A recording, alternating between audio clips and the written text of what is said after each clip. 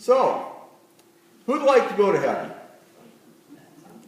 Yeah, silly question, right? We'd all like to go to heaven. Maybe not today. You know, a lot of us feel like the old Kenny Chesney song that says everybody wants to go to heaven, but nobody wants to go now. And I think for all of us that God has some more things for us to do while we're here on earth before we leave. But still, I assume all of us hope that whenever our time does come, we'll go to heaven. What's that mean exactly? What do we think heaven will be like? No real way to know, is there?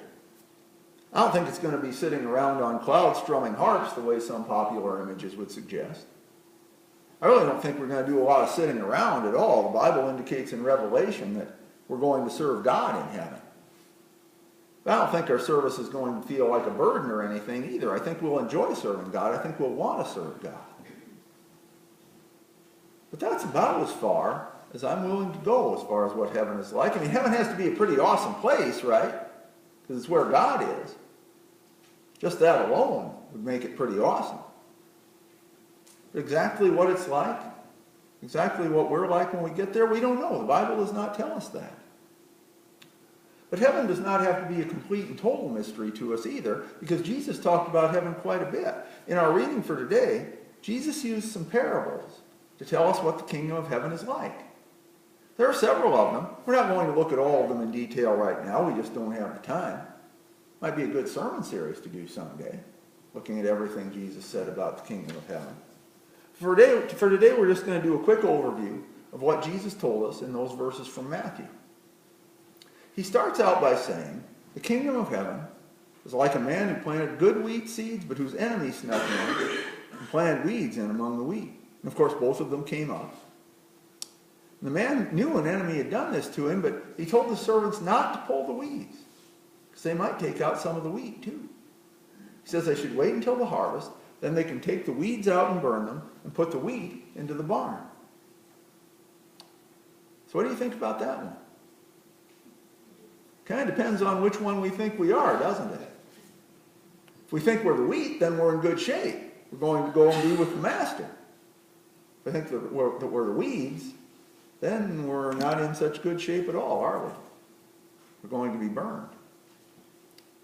Well, we'll come back to that. Next, Jesus gives two parables that are somewhat similar. He says the kingdom of heaven is like a mustard seed that's been planted. It's very small, but it grows into this huge tree. And then he says the kingdom of heaven is also like yeast that a woman mixed into a big batch of flour until it worked all through the dough. And in both those cases, the kingdom of heaven is something that seems small at first, almost insignificant.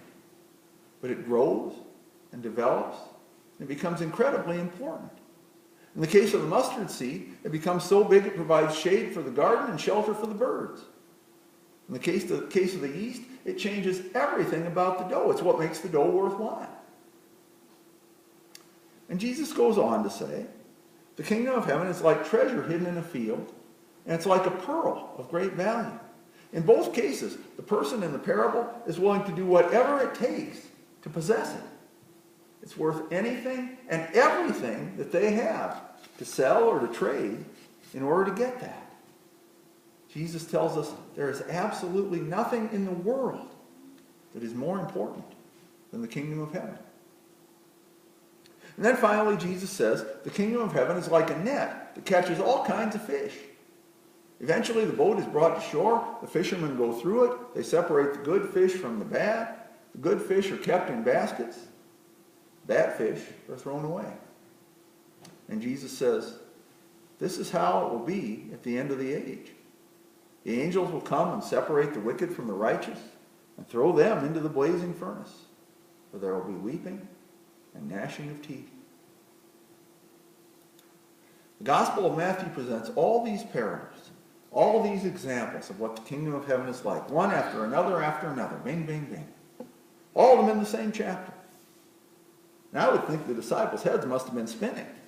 In fact, you know what happens in those verses that we skipped over? The disciples asked Jesus about the parable of the weeds in the field. I mean, Jesus has gone on to tell two more parables. They're still back stuck on the first one. They're going, Jesus, could we just slow down a little bit here? And can we go back to that first one about the weeds in the field? We didn't get that one. And maybe our heads are spinning a little bit too. So let's see what we can learn about the kingdom of heaven from all these parables. Well, for one thing, the kingdom of heaven and being allowed into it is a really big deal. Being allowed into the kingdom of heaven is worth more than anything else in our entire life.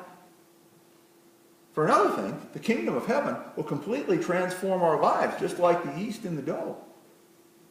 And we can also learn that if we don't treat the kingdom of heaven that way, if we don't treat it as worth more than anything else, there are some pretty severe consequences for that.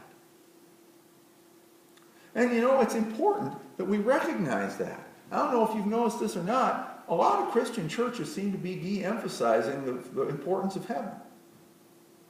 They still believe in it and all, but they're telling us that we focus on heaven too much, that we should be more concerned with life on earth.